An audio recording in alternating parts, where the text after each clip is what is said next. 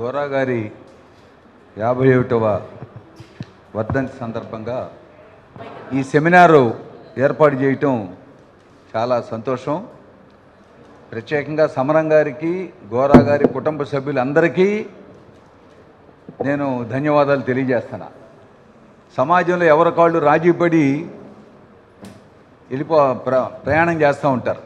కానీ గోరా గారి కుటుంబం, సమరం గారు ఈనాటికి కూడా ఎదురొడ్డి నిలబడి తమ భావాలను ఎక్కడా దాచుకోకుండా ఫ్రాంక్గా చెబుతూ మరి ఈ సంస్థను ఆ రకంగా నడిపించడం చాలా గొప్ప విషయం. మరి వాళ్ళ దేశంలో చాలా సంక్లిష్టం. సమాజంలో ఇప్పటికీ కుల వ్యవస్థ రూపాలు మారినా ఇంకా బలీయంగానే ఉన్నది.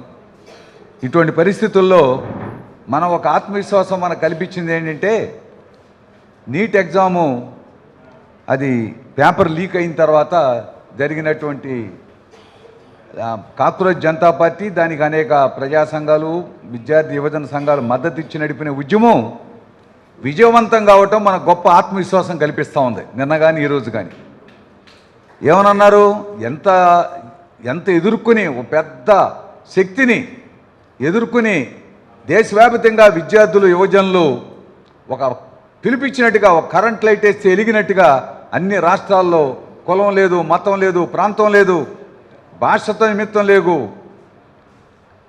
గర్ల్స్ కూడా, ఉమెన్ కూడా, పేరెంట్స్, మేధావులు అందరూ ఈ ఉద్యమంలో పాల్గొన్నారు. ఒక రకంగా భారతదేశంలో సమానత్వం కోసం జరుగుతున్న ఈ ఉద్యమం ఒక గొప్ప ఉద్యమంగా మనం పేర్కోవచ్చు. అటువంటి ఉద్యమం విజయవంతమైంది. అటువంటి సంతోషకరమైన పరిస్థితిలో మనం జరుపుకుంటూ ఉన్నాం. ఎంత ప్రచారం చేశారో తెలుసా? మీడియా, ఎలక్ట్రానిక్ మీడియా కానీ, ప్రింట్ మీడియాలో కానీ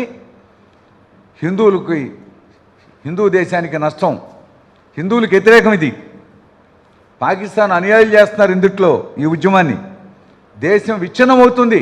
ఇప్పుడు కూడా విద్యాశాఖ మంత్రిని రాజీనామా చేస్తూ అంగీకరిస్తూ విచ్ఛిన్నకర శక్తులు చేతుల్లోకి వెళ్తున్నాయి కాబట్టి మేము రాజీనామా చేస్తున్నాం అంటే, విరమించేటప్పుడు కూడా, ఓడిపోయేటప్పుడు కూడా ఎదుటి వాళ్ళ మీద బండ వేయటం అన్నమాట.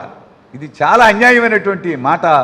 ఆ రకంగా దేశంలో స్వాతంత్రోద్యమం, మహాత్మా గాంధీ గారు ఆనాడు స్వాతంత్ర యోధులు రగిలించినటువంటి ఉద్యమం యొక్క స్ఫూర్తి 78 సంవత్సరాలు, 79 సంవత్సరాల తర్వాత ఇవాళ జరిగిందని చెప్పుకోవచ్చు మళ్ళా. కాబట్టి ఈ క్యాస్ట్లెస్ సొసైటీ, రిలీజియస్ లేకుండా ఉండే సొసైటీని ఖచ్చితంగా సాధించగలుగుతాం అనే విశ్వాసం కలగజేస్తూ ఉంది. అట్లాగే విజయవాడలో అంబేద్కర్ గారి జయంతి సందర్భంగా ఏప్రిల్ 7వ తేదీన డాక్టర్ సమరం గారిని అధ్యక్షులుగా, చైర్మన్గా పెట్టుకొని అనేక సంస్థలను కూడగట్టి మారదాన్ వాక్ దాని పేరు కులరహితం సమాజహితం అనే పేరుతో చేసిన ర్యాలీ ఉదయం తుమ్మలపల్లి కళాక్షేత్రం దగ్గర నుంచి అంబేద్కర్ స్టాచ్యూ వరకు జరిగినటువంటి ర్యాలీ ఒక కొత్త విశ్వాసాన్ని కలిగిస్తూ ఉంది. విజయవాడలో ఉన్న పుర ప్రముఖులు, పెద్దలుగా ఉన్నటువంటి వాళ్ళు 70-80 మంది పాల్గొన్నారు. వచ్చిందిట్లో మొత్తం 800 మంది పాల్గొంటే ఈ ఉద్యమం చూసిన తర్వాత ఇంకా ముందుకు తీసుకెళ్ళగలం మనం. మాకినేని బసవపురం విజ్ఞాన కేంద్రం, మన వాసవ్య మహిళా మండలి కానీ, నాస్తిక్ కేంద్రం కానీ, ఇంక ఇటువంటి సంస్థలన్నింటినీ కలుపుకొని ఇంకా చాలామంది కలిసి వచ్చారు. ముందుకు వెళ్ళగలమనేటువంటి విశ్వాసం కలగజేసింది. అయితే ప్రస్తుతం దేశంలో ఉన్న పరిస్థితి ఏంటి? చాలామంది అంటున్నారు కుల నిర్మూలన. ఇంకెక్కడుందయ్యా కులం? చాలా మార్పులు వచ్చేసినాయి కదా, అంటరాంతనం లేదు కదా, పూర్వంలాగా మరి నీ వివక్షత అనేటువంటిది లేదు కదా అని చెప్పి అంటున్నారు. ఉంది. కొన్ని ఘటనలు కనుక చూసుకుంటే, తమిళనాడులో ఒక బుల్లెట్ బండి, మోటార్ సైకిల్ ఒక ఎస్సీ కుర్రాడు నడుపుతూ ఉంటే అక్కడ ఉన్న అగ్రకులాల వాళ్ళు బండి నడుపుతున్నాడని చేతులు నరికేశారు. మరి ఎంత దుర్మార్గమైన వివక్షత! అదేవిధంగా ఆకివీళ్ళలో గొంతేనమ్మ గుడి అడి కట్టుకున్నారు. ఎప్పటి నుంచో ఉంది దేవత గుడి. దాన్ని తొలగించేసి బుల్డోజర్లతో ఇప్పుడు రామాలయం కడతా ఉన్నారు. అంటే దేశమంతా రామాలయం చేయాలని. ఇవాళ రామాలయం పరిస్థితి ఎట్లా ఉందో అక్కడ చూసాం కదా మనం. రామాలయంలో దొంగతనాలు జరిగినాయి అని అంటే మరి మోడీ గారు ఒక్క మాట అని చెప్పాలి కదా దాని మీద. ఆయన వెళ్ళి దాని అంతా బ్రహ్మాండమైన ఇచ్చేసి సాధువులను కూడా పక్కన పెట్టి చేశారు. కాబట్టి ఆ విధంగా అది దాని మీద నమ్మకం పోతుంది ప్రజలకి. అట్లాగే గోదావరి జిల్లాలో చిన్ననాటి స్నేహితులు ఎప్పుడో ఒకప్పుడు చదివారు, స్కూల్లో స్నేహితులు అయ్యారు, తర్వాత వెళ్ళి ఎవరికాళ్ళు సెటిల్ అయ్యారు. ఒకళ్ళు గవర్నమెంట్ ఉద్యోగం, ఒకళ్ళు మంచి వ్యాపారం పెట్టుకుని మళ్ళీ అనుకోకుండా కలిసి ఆనాటి స్నేహాన్ని దృష్టిలో పెట్టుకుని వాళ్ళు మ్యారేజ్ చేసుకున్నారు. ఆ కుర్రాడు ఇంటికి అమ్మాయి తరపు వాళ్ళు వచ్చి అగ్రకులం అనే పేరుతో వచ్చి తండ్రి ముందే కొడుకును పట్టుకుని చంపేశారు. ఇటువంటి ఎన్ని జరుగుతున్నాయి. కన్న కూతుర్ని చంపేస్తున్నారు కొంతమంది. ఎంత కులపెచ్చ ఎక్కిపోయిందో చూడండి సమాజంలో. అటువంటి పరిస్థితి ఈనాటికి కూడా ఉంది. ఇప్పటికీ ఇళ్ళు అధికిస్తున్నారా అన్ని ప్రాంతాల్లో? ఏ కులం అని అడగట్లేదా? సామెతల్లో కానీ, మాటల్లో కానీ, మూఢనమ్మకాల్లో కానీ ఎంత కుల వివక్షతో దాగి ఉంది. కాబట్టి దీని మీద దీర్ఘకాల పోరాటం ఖచ్చితంగా మనం చేయాల్సిందే. అయితే అట్లాగే మతం కూడా చూస్తే ఈ మత వివక్షత భారతదేశానికి స్వాతంత్రం వచ్చిన తర్వాత అన్ని కులాలు మతాలు బ్రహ్మాండంగా ఉద్యమంలో పాల్గొన్నాయి. అప్పుడు బ్రిటిష్ వాడు మన స్వాతంత్రోద్యమాన్ని బలహీనపరిచేదాని కోసం అక్కడ 2 మతాలు ఉన్నాయి భారతదేశంలో, హిందూ మతం, ముస్లిం మతం అనేది 57 సిపాయిల తిరుగుబాటు జరిగిన తర్వాత దాని విభజన తీసుకొచ్చారు. దాన్ని సావర్కర్ అనేటువంటి ఆయన 2 జాతులు సిద్ధాంతం చేసి మొట్టమొదటి ప్రపోజ్ చేసింది ఆయనే. ఆ తర్వాత జిన్నా వాళ్ళంతా ఎత్తుకున్నారు. ఆ రకంగా పాకిస్తాన్ భారతదేశంగా విడిపోయింది. అయినా కూడా భారతదేశంలో ఇప్పటికీ మతం ఇంకా పూర్తిగా మతంలోకి తీసుకురావాలి, తమ రాజకీయ ప్రయోజనాలు నెరవేరాలంటే మతాన్ని అడ్డుపెట్టాలి అని చెప్పనే ఉద్దేశంతో మత ఘర్షణలు పెంపొందించేదానికి కొన్ని ప్రయత్నాలు జరిగినాయి. ఆర్గనైజ్డ్గా 3 ఘటనలు జరిగినాయి. అది మనం జ్ఞప్తి తెచ్చుకోవాలి. రామజన్మభూమి రథయాత్ర అనేటువంటిది దేశం మొత్తం డిస్టర్బ్ చేసింది, కొన్ని వేల మంది చచ్చిపోయారు. అదొకటి కల్మషం చేసింది వాతావరణాన్ని. రెండోది బాబ్రీ మసీద్, 428 సంవత్సరాల నాడు కట్టిన బాబ్రీ మసీదుని పట్టపగలో కరసేవ్ అనే పేరు తెలియ దాన్ని డిమాలిష్ చేసి కూల్చేశారు. అది రెండో ఘటన. ఆ తర్వాత దేశంలో చాలా మత ఘర్షణలు పెరిగినాయి. మూడోది గోద్రా అల్లర్లో, గోద్రా జరిగిన తర్వాత గుజరాత్లో బేభత్సమైనటువంటి మారణకాండ జరిగింది. 1 వే ట్రాఫిక్గా జరిగిపోయింది. అప్పుడు చిన్న ఉదాహరణ, ఇప్పుడు కూడా సంజీవ్ భట్ అని ఒక ఐపీఎస్ అధికారి కేంద్రం ఒక కమిషన్ వేసింది ఆనాడు ఉన్న పరిస్థితిలో. ఏం జరిగిందో చెప్పండి అని అంటే మా చేతులు కట్టేశారు, ఏమీ లా అండ్ ఆర్డర్ సంగతి మీరు పక్కన పెట్టండి అని చెప్పని అన్నారు. అందువల్ల ఇంత పెద్ద ఎత్తున మారణకాండ జరిగింది, 2500 3000 మంది చనిపోయారని చెప్పి ఆయన వాస్తవ విషయాన్ని చెప్పాడు. చెప్పినందుకు ఏంటంటే ఇప్పుడు 15 ఏళ్ల నుంచి జైల్లో ఉన్నాడు ఆయన, ఐపీఎస్ సంజీవ్ భట్. ఆయన మీద ఎప్పుడో 30 ఏళ్ళ నాడు కేసు బయటికి తీసి రాజ్యాంగ యంత్రాంగంతా దుర్వినియోగం చేసి ఆయన జైల్లో పెట్టారు. ఇటువంటి అంశాలు ఈనాటికి కూడా ఉన్నాయి. అట్లాగే ఉత్తరప్రదేశ్లో అక్కడ ఇక్కడ ఎవరన్నా గోవులు తీసుకెళ్తుంటే ఆ గోవులు దేనికి సంత తీసుకెళ్తున్నారా, ఇంకోసారి తీసుకెళ్తున్నారు, అదే లించింగ్ అంటున్నారా, మోక దాడి చేసి చంపేసేయటం.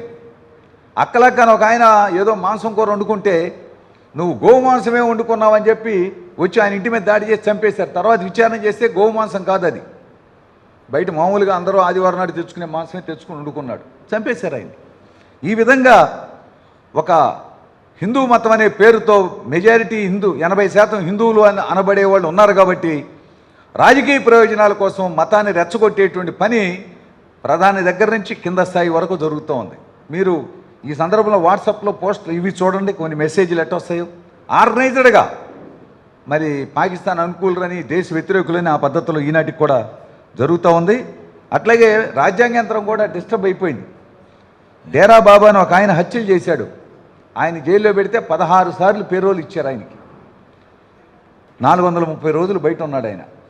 అదే ప్రొఫెసర్ సాయిబాబా గారు పేదల కోసం గిరిజన ప్రాంతానికి వెళ్ళి సేవ చేస్తున్న సాయిబాబా గారిని అరెస్ట్ చేసి ఆయన పెరోల్ ఇవ్వాల. ఆయన కుర్చీలో కూర్చుని కదలేని పరిస్థితిలో జైల్లో గడపాల్సి వచ్చింది. అక్కడే ఆరోగ్యం క్షీణించింది, విడుదల చేసిన తర్వాత చనిపోయారు ఆయన. ఉమర్ ఖలీద్ అనే అతను కూడా, ఒక అతను జవహర్లాల్ నెహ్రూ యూనివర్సిటీలో ఉన్న అతను కూడా ఇప్పటికీ జైల్లో ఉన్నాడు. పెరోల్, తల్లి చచ్చిపోయినా జైలు పెరోల్ ఇవ్వట్లా. ఈయన 16 సార్లు ఇచ్చారు. రాజ్యాంగ యంత్రాంగం ఎట్లుందో చూడండి. సుప్రీంకోర్టులో జడ్జిమెంట్ ఇచ్చిన ఆయన కాంగ్రెస్ జనతా పార్టీ ఒక వాల్యుబుల్ పాయింట్ ఒకటి పెట్టారు. ఎవరైనా సరే సుప్రీంకోర్టు అత్యున్నత స్థానాల్లో ఒక అధికారులుగా పనిచేసిన వాళ్ళు బయటికి అది రిటైర్ అయిపోయిన తర్వాత గవర్నర్ పోస్ట్ కానీ ఎంపీ పోస్టులు కానీ తీసుకోకూడదని పెట్టారు. ఒక ఆయన ఎంపీ పోస్ట్ తీసుకున్నాడు. మరి రాజ్యాంగ యంత్రం ఈ 12 ఏళ్ల కాలంలో గతంలో కొంత ఉల్లంఘన జరిగినా కొన్ని తప్పులు, కొంత డెమోక్రసీ అనేది ఉండేది. ఈ 12 సంవత్సరాల్లో డెమోక్రసీ అనేది లేదు. అన్ని ఎన్నికల కమిషన్ విషయమే చూడండి. అంతకుముందు సుప్రీంకోర్టు ప్రధాన న్యాయమూర్తి ఒక సభ్యుడిగా ఉండేవాడు అందుట్లో. ఇప్పుడు అతన్ని తొలగించారు. బెంగాల్లో దానివల్ల ఏమైంది, బెంగాల్ ఎన్నికల కమిషన్ నడిపినటువంటి ఎన్నికలు నడిపిన ఆయన ఎప్పుడైతే అక్కడ ఓడిపోయిందో, బీజేపీ అధికారంలోకి వచ్చిందో, ప్రభుత్వ చీఫ్ సెక్రటరీ అయిపోయాడు ఆయన. ఏమిటి ఇది? స్వతంత్రంగా ఎన్నికల కమిషన్లో ఉన్న వ్యక్తి చీఫ్ సెక్రటరీ ఒక పార్టీకి అధికారంలోకి వచ్చిన తర్వాత. ఇట్లా మరి బెంగాల్లో 20 మంది ఎంపీలు అంత ఓటమికి కారణం అక్కడ పరిపాలన వ్యవస్థే కాదని ప్రజలు తీర్పే అంతిమం. కానీ 20 మంది వెంటనే జంప్ అయి వేరే పార్టీలో పెట్టేశారు. ఒకే దేశం ఒకే ఎన్నిక. రేపు ఇక కేంద్రం నుంచి పరిపాలన తప్ప లోకల్ రాష్ట్రాలకు కూడా అధికారాలు ఉండవు. ఇది ఎందుకు చెప్తున్నానంటే, ఇది రాజకీయాంశంగా అనిపించవచ్చు, కానీ ఈ కులాన్ని మతాన్ని నిర్మూలించాలని గోరా గారు ఏ ఆశయం కోసం అయితే పనిచేశారో ఆ ఆశయం నెరవేరేదానికి ఇవన్నీ ఆటంకాలని చెప్పడానికి నేను చెప్తున్నా. అట్లాగే గుర్రం జాషువా గారు సరే ఆనాడు చూపించారు, డాక్టర్ వీర్రాజు గారు, పూలే గారు, అంబేద్కర్ ఇటువంటి గొప్పవాళ్ళు చేసిన దానికి కొనసాగింపుగా ఈ ఆధునిక కాలంలో మహాకవి శ్రీశ్రీ గారు, గుర్రం జాషువా గారు లాంటి వాళ్ళు ఒక గొప్ప సంస్కర్తలుగా నిలబడ్డారు. దాని కొనసాగింపు గోరా గారు అని చెప్పచ్చు మనం ఈ రోజుల్లో. గోరా గారికి నేను ఇందాక చూసా, 6 రకాల స్వాతంత్ర సమరయోధుడు, కులరహిత సమాజం కోరే వ్యక్తి, మానవతావాది, తర్వాత నాస్తిక ఉద్యమం, హ్యుమానిటీ. ఎక్కడో నిజామాబాద్లో ఒక వ్యవస్థ ఉంది కదా, జోగిని వ్యవస్థ నిర్మూలన కోసం చేసిన కృషి, ఇవన్నీ కూడా గోరా గారు ఈ ఆధునిక కాలంలో ఆ పాత సంస్కర్తల యొక్క, పురాతన సంస్కర్తల యొక్క కొనసాగింపు గోరా గారు చేశారని చెప్పచ్చు. ఇవాళ గోరా గారి ఫ్యామిలీని చూస్తుంటే వాళ్ళు ఏ కులం అని అనాలి? అందరూ మేధావులు, అందరూ చదువుకున్న వాళ్ళు, అందరూ సమాజం కోసం ఏదో రకంగా సేవ చేస్తున్న వాళ్ళే. ఒక కులం అని చెప్పడానికి లేదు. అటువంటి కులం అటువంటి సమాజం రావాలని మన ప్రయత్నం. ఇక చివరి అంశం, జాషువా గారు ఎంత గొప్ప రచయిత, కవి. ఆయన ఒక రైల్లో ప్రయాణం, ఇది ఒక చిన్న సంఘటన చెప్పుకోవాలి. రైల్లో ప్రయాణం చేసేటప్పుడు ఆయన పద్యాలు అసువుగా బ్రహ్మాండంగా పాడేస్తారు, ఆయన రాసేస్తారు. ఒక ఆయన రైల్లో కాలక్షేపం చేయాలి కదా, ఏమండి మీరు కవిలాగా ఉన్నారు, ఏదో చదువుతున్నారు, మీరు పద్యాలు వినిపించండి అంటే బ్రహ్మాండంగా వినిపించారంట. అబ్బా ఎంత బ్రహ్మాండంగా ఉన్నాయండి మీ పద్యాలు, ఎంత గొప్ప కవిత్వం అండి అని చెప్పినని చివరిలో నీదే కులం అని అడిగా అంట ఆయన. దాంతో జాషువా గారు రియాక్ట్ అయ్యి ఓ పద్యం చెప్పారన్నమాట. ఏమని? నా కవిత వధూటి వదనంబు నెగాదిగా చూసి రూపరే కమనీయ వైఖరులు గాంచి బలి అన్నవాడే మీదే కులమన్న ప్రశ్న వెలయించి చువాలను లేచిపోయాడంట. కులం అని అడిగిన తర్వాత బాకున గుమ్మినట్టుంది, గుండెలో పొడిచినట్టు ఉందని చెప్పని జాషువా గారు అన్నారు. అంత గొప్ప మహాకవే మరి కులాన్ని అడిగారని చెప్పనంటే ఆయన రాసినది ఈనాటికి కూడా చాలా గొప్ప అంశంగా మనకి కనిపిస్తుంది. అందుకని ఇప్పుడు ఈ కులరహితం సమాజం రావాలి అని చెప్పనంటే, కులానికి గ్రామం చిహ్నంగా ఉంది భారతదేశంలో. చాలామంది గ్రామాల్లో రైతులు పంటలు పండించే నిజం, వ్యవసాయ కూలీలు, పేదలు అందరూ కూడా ఆ అన్నమే మనం తింటున్నాం, ఆహారం మనకి అందిస్తున్నారని చెప్పిన గొప్ప ఇది ఉంది. కానీ అక్కడ కూడా గ్రామంలో ఫలాని కులం అక్కడ, ఊరికి దూరంగా ఫలాని కులం ఇక్కడ, ఫలాని కులం ఇక్కడ, కొన్ని వందల సంవత్సరాల నుంచి ఘనీభవించి ఉంది అక్కడ. కాబట్టి దాన్ని బద్దలు కొడితే కులం నిర్మూలన అవుతుంది. దాన్ని బద్దలు కొట్టాలంటే ఏం చేయాలి? ఎస్సీలనండి, ఎంబీసీ, బీసీలు అందరూ కూడా సమానంగా లేరు, నిచ్చిన మెట్లు. బీసీలో మోస్ట్ బ్యాక్వర్డ్ క్యాస్ట్స్ ఉన్నాయి, అంచెలంచెలుగా ఉంది గౌరవం సమాజంలో. మనమందరం కాదు, కొద్ది ప్రజాతంత్ర భావాలు ఉండాలందరికీ మనకి ఏ కులం లేదు, కానీ సమాజంలో మాత్రం ఉంది. ఇవాళ ఆంధ్ర రాష్ట్రంలో 2 రాజకీయ పార్టీలు ఉన్నాయని పేర్లు చెప్పడం, విమర్శించడం కాదు. మూడు పార్టీలు ఉన్నాయి, ఒక్కోదానికి ఒక కుల రిప్రజెంటేషన్ లాగా ప్రొజెక్షన్. అది బయటకు అంతర్లీనంగా మనసులో అందరినీ ఆ కులం వైపు అట్రాక్ట్ చేసేటువంటి విధానాలు ఏదో రకంగా జరుగుతూనే ఉన్నాయి. ఇవంతా కూడా పోవాలని చెప్పనంటే, నేను అర్థం చేసుకున్నంత వరకు చెప్పాలంటే, గ్రామంలో భూస్వాముల చేతుల్లో అనాది కాలం నుంచి ఉంది. ఎవరికైతే భూమి మీద ఇవ్వాలంటే ఇతర ఆదాయాలు వచ్చినాయి, భూమి మీద వచ్చే ఆదాయం, ఆ ఆదాయము అక్కడ గ్రిప్పు గ్రామ పంచాయతీ వార్డు మెంబర్ దగ్గర నుంచి, పంచాయతీ దగ్గర నుంచి, పాలకేంద్రం దగ్గర నుంచి, మండల పరిషత్ దగ్గర నుంచి, సర్పంచుల దగ్గర నుంచి మొత్తం ఎమ్మెల్యే ఎంపీల వరకు కూడా వాళ్ళదే బలం. వాళ్ళు చెప్పిన వాళ్ళే అవుతారు. ఒకవేళ ఎస్సీ రిజర్వేషన్ ద్వారా ఎన్నికైనా వెనకాలంతా నడిపేదంతా అగ్ర కులాలకు సంబంధించిన వాళ్ళు ఆస్తిపరులు. కాబట్టి ఆస్తిపరులుగా ఉన్నటువంటి వాళ్ళ యొక్క భూమిని బద్దలు కొట్టి ఎవరైతే కష్టం చేస్తున్నారో భూమి మీద వాళ్ళు కష్టం చేయరు. ఆ భూమిని పంచితే ఒక్క మాటలో చెప్పాలని తేలిగ్గా తాసుపాము కూరలు కనుక తీసేస్తే మనం భుజాన చేతిలో పట్టుకుని ఎట్టయినా తిరగచ్చు. కాబట్టి ఆ కూరలు తీసేయాలంటే భూస్వామ్య వ్యవస్థనే గ్రామాల్లో ఈ ఆధునిక యుగంలో బద్దలు కొట్టాలి. యాక్చువల్గా పారిశ్రామిక విధానం భూస్వామ్య విధానాన్ని బద్దలు కొడితేనే పారిశ్రామిక విధానం ముందుకెళ్తుంది. కానీ చాలా చోట్ల పారిశ్రామికవేత్తలు పారిశ్రామిక విధానం అనేది భూస్వాములతో షరీకైపోయి ఆ భూములు పంచకుండా ఆ గ్రామాల్లో ఉన్న ఫ్యూడలిజం లక్షణాలను అట్టాగా అట్టిపెడుతూ పైన ఈ పారిశ్రామిక విధానాన్ని నిర్మిస్తూ ఉన్నారన్నమాట. అందుకని భూమి పంచడం అనేది ఒక కీలకమైన అంశం అనేది నా భావన. పారిశ్రామిక రంగంలో కూడా పబ్లిక్ సెక్టార్ యూనిట్లు ప్రభుత్వ రంగంలో ఉన్న యూనిట్లు ఉన్నప్పుడే చాలా వరకు కులం కొన్ని పెద్ద పెద్ద పబ్లిక్ సెక్టార్లో కులం తక్కువ పాత్ర వహిస్తుంది. అంటే ఇప్పుడు అన్ని విశ్వవిద్యాలయాల్లో యూనివర్సిటీలో కులం పెద్ద ఇతర చోట్ల కూడా కులం అనేది ఉన్నమాట వాస్తవం. ఏమైనా పబ్లిక్ సెక్టార్ యూనిట్లో అది తగ్గిపోతుంది. ఆ రిజర్వేషన్ల ద్వారా ఆ గౌరవం ఆ అణగారిన కులాల్లో చదువుకున్న వాళ్ళకి గౌరవం దక్కుతుంది. కాబట్టి పబ్లిక్ సెక్టార్ యూనిట్స్ ఉండాలి అనేది ఓ ముఖ్యమైన అంశం. అట్లాగే మనుధర్మశాస్త్రాన్ని నిరసించాలి. డాక్టర్ అంబేద్కర్ మనుధర్మశాస్త్రం అనే పుస్తకాన్ని తగలబెట్టాడు. దాని మీద ఇప్పుడు 2 పుస్తకాలు కూడా ఉన్నాయి, మీరు చదవండి. చిన్న పుస్తకాలు, మంచి నాలెడ్జి సమాచారం ఉంది. ఈ మనుధర్మశాస్త్రం ఎందుకు ఇంత ప్రబలంగా ఉంది అని అంటే భగవద్గీత హిందువులకి జనరల్గా భగవద్గీత కోర్టులో ప్రమాణం చేసేటప్పుడు కూడా భగవద్గీత మీదే ప్రమాణం చేస్తారు. మరి ఇక్కడేముంది భగవద్గీతలో సనాతన ధర్మం సమాజాన్ని చాతుర్వర్ణం, ఇందాక వీర్రాజు గారు చూపించారు, దాంట్లో 4 కులాలుగా వివరిస్తుంది. ఇది గుణాలు, సత్య, రజస్, తమస్, కర్మ అంటే కర్తవ్యాలు ఆధారంగా ఏర్పడిందని భగవద్గీత శ్లోకం 4.13లో చెప్పింది. మరి హిందువులు అనే దాన్ని భగవద్గీత ఆ ప్రధానికి ఆధారంగా చనిపోయినప్పుడు భగవద్గీతలో శ్లోకాలే పెట్టుతారు, కోర్టులో భగవద్గీతే. కానీ ఏం చెప్పింది ఇక్కడ? బ్రాహ్మణులు వాళ్ళు ఏం పనులు చేయాలి, ఇందా చెప్పారు కాబట్టి రిపీట్ చేయట్లా. క్షత్రియులు వాళ్ళు ఏం పని చేయాలి, యోధులు, రాజులు, నిర్వాహకులు, రక్షణ, పాలన, యుద్ధం వాళ్ళు, వైశ్యులు వ్యాపారాలు, వ్యవసాయదారులు, శూద్రులు సేవకులు, కార్మికులు, కళాకారులు, పై 3 వర్ణాలకు సేవ చేయటం. ఈ మనుస్మృతిలో బ్రాహ్మణులు ఎన్ని పనులు చేయాలి? 2685 శ్లోకాలు ఉన్నాయి యాజ్ ఇట్ ఈజ్గా. దాన్ని విడదీసి చూస్తే 1000 శ్లోకాలు బ్రాహ్మణాధిపత్యం గురించే చెప్పినాయి. ఇక మహిళలు ఎట్లా ఉండాలి, మహిళలో ఈ మనుస్మృతిలో మహిళలు అత్యంత పీడితులు, బాధితులు మహిళలు. ఇప్పుడు కూడా సమాజంలో పురుషాధిక సమాజంలో మహిళలు తక్కువ పాత్రలోనే ఉంటున్నారు. ఎంత మంది అభివృద్ధి అయి ముందుకొచ్చినా కూడా తక్కువ పాత్రలోనే ఉంటున్నారు. అందుకని ఇవాళ నిజంగా కుల వివక్షత పోవాలని అంబేద్కర్ విగ్రహాన్ని పెద్ద పెద్ద దండలో, రేపు గోరాగారి విగ్రహాన్ని కూడా దండలు వేసేస్తారు చాలామంది వచ్చి. వాళ్ళందరిని అడిగేది అంబేద్కర్ తగలబెట్టిన అడిగి మనుస్మృతిని తగలబెడదాం రండి అందరం అని చెప్పి పిలిపివ్వండి. ఎవరు వస్తారు ముందుకు చూద్దాం? రారు. వాళ్ళకి ఈ కుల వ్యవస్థ అనేది ఉండాలి. తక్కువ జీతాలు ఇచ్చి తక్కువ కూలీ ఇచ్చి తేరగా చేయించుకోవడానికి అవసరమైన మనుషులు దొరకాలాడు. అందుకని ఈ కుల వ్యవస్థ పోవటానికి వాళ్ళు సిద్ధంగా లేరు. ఇటు భూస్వాములు కానీ అటు పారిశ్రామికవేత్తలు ఒక దశలో పాత్ర వహించారు.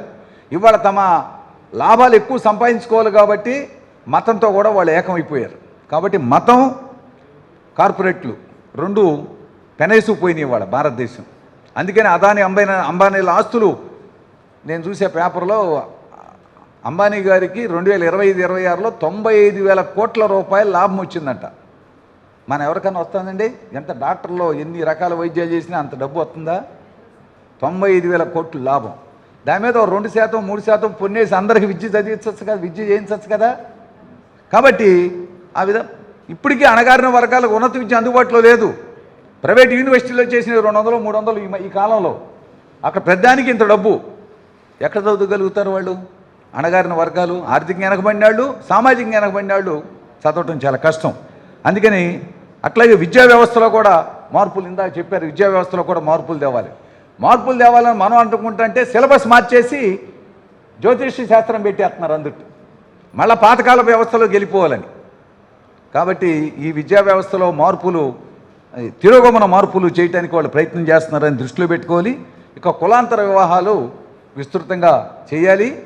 మేము సమరం గారితో మాట్లాడినప్పుడు కొన్ని పేర్లు మేము మొన్న ఉద్యమంలో 7 రోజుల పాటు నడిపితే 2,200 మంది వచ్చారు. కార్టూనిస్టులు కూడా కుల నిర్మూలన మీద కార్టూన్లు ఏమంటే వాళ్ళు ఆశ్చర్యపోయారు. వాళ్ళే ఆ నిర్వాహకులు ఎవరైతే కార్టూనిస్టులు సంఘం వాళ్ళు ఉన్నారో 195 కార్టూన్లు వచ్చినాయి కులానికి వ్యతిరేకంగా. కాబట్టి ప్రజల్ని ఒక సన్మార్గంలోకి, ఒక ఉన్నతమైన మార్గంలో నడిపేటువంటి శక్తులు కనుకుంటే ఇప్పుడు ఇక్కడ మన నాస్తిక ఎథిస్ట్ సెంటర్ ఉన్నట్టుగా, మాకినే బసవపన్న విజ్ఞాన కేంద్రం ఉన్నట్టుగా ఇంకా అనేక సంస్థలు అందరూ పూనుకుని మరి ఆ కులానికి వ్యతిరేకంగా పోరాటం చేయాలి. కులాంతర వివాహాలు కూడా నిర్వహించాల్సిన అవసరం ఉంది. ఆ కులాల అంతర్ కులాల వివాహం చేసుకునే వాళ్ళని ఒక చోట సమీకరించి వాళ్ళకి అభినందన కార్యక్రమాలు అవి పెట్టాలి. అట్లా ఎంకరేజ్ చేయాలి. మనతో నిమిత్తం లేకుండానే సమాజంలో కులాంతర వివాహాలు చేసుకుంటున్నారు. దానికి మనం కూడా ఊతమిచ్చామనుకో ఇంకా పెరుగుతాయి. కాబట్టి కులరహితం, మతరహితం అనేటువంటి సమాజం సాధించాలంటే భావజాల ప్రచారమే కాకుండా ఆర్థిక రంగంలో కూడా కొన్ని మార్పులు, ఇంకా కొన్ని కార్యాచరణలు, పబ్లిక్ పెద్ద ఎత్తున పాల్గొనేటువంటి కార్యాచరణలు కనుక పెంపొందిస్తే ఒక రకంగా కాక్రోచ్ ఉద్యమం లాగా కులరహితం, మతరహితం అయినటువంటి ఉద్యమం రావాలని కోరుకుంటున్నాం మనం. సరే, ప్రయత్నం చేద్దాం. ఎక్కడో చోట రాక తప్పదది. ఎందుకంటే ప్రపంచం అంతా మానవ సమాజంలో మార్పులు వచ్చినాయి. ఆధునిక మానవుడు ఎట్టుండాలనేది నిర్వచనాలు చాలా వచ్చినాయి. కాబట్టి ఇవాళ అందరూ వలసలు వెళ్తున్నారు. అనేక గల్ఫ్లో 1 కోటి మంది ఉన్నారు. ఆంధ్రప్రదేశ్ సంబంధించిన వాళ్ళు, 2 రాష్ట్రాలకు సంబంధించిన వాళ్ళు. కాబట్టి జీవనం కోసం వలసకెళ్ళేటప్పుడు కులం, మతం ఏమి అక్కడ ఉండదు, సాధ్యం కాదు. కాబట్టి ఆ విధంగా కులరహిత, మతరహిత సమాజం సాధించేదానికి మంచి కార్యాచరణ భవిష్యత్తులో తీసుకురావాలని కోరుతూ మేము మాకినే బసవపన్న విజ్ఞాన కేంద్రం మన డాక్టర్ సమరం గారితో కలిసి రానున్న కాలంలో ఒక ప్రభంజనంలాగా తీసుకురావడానికి ఒక ప్రయత్నం చేస్తాం. సమాజంలో మద్దతు వస్తుందని మాకు నమ్మకం కలిగింది. ఆ రకంగా అందరూ కూడా ఈ ఉద్యమంలో, మహోద్యమంలో పాల్గొని సర్వమానవులు సమానం అనేటువంటి దాన్ని మించింది ఏముంది? ఇంకా ఏమన్నాడు జాషువా గారు? విశ్వనరుణ్ణేనన్నాడు. ఒక్క మాటలో చెప్పేశాడు. కులం లేదు, మతం లేదు అయ్యని చెప్పకుండా విశ్వనరుణ్ణి, ఈ భూమి మండలం మీద ఉన్న ప్రజలందరూ సమానమే అనే పద్ధతిలో సందేశం ఇచ్చారు. ఆ పద్ధతిలో మనంతా కృషి చేయాలని కోరుతూ ఈ అవకాశం ఇచ్చిన మీ అందరికీ ధన్యవాదాలు. ఈ కార్యక్రమం మీకు ఎంతో నచ్చింది కదా? ఇటువంటి మరిన్ని వీడియోల కోసం అనతి కాలంలోనే 21 కోట్ల వ్యూస్ సాధించిన సమరం ఛానల్స్ సమర్పించు ఎథిక్స్ సెంటర్ ఛానల్కు సబ్స్క్రైబ్ చేయండి, లైక్ చేయండి, మీ ఫ్రెండ్స్కి షేర్ చేయండి. అలాగే ప్రక్కనున్న గంట సింబల్ని ప్రెస్ చేయడం మర్చిపోకండి.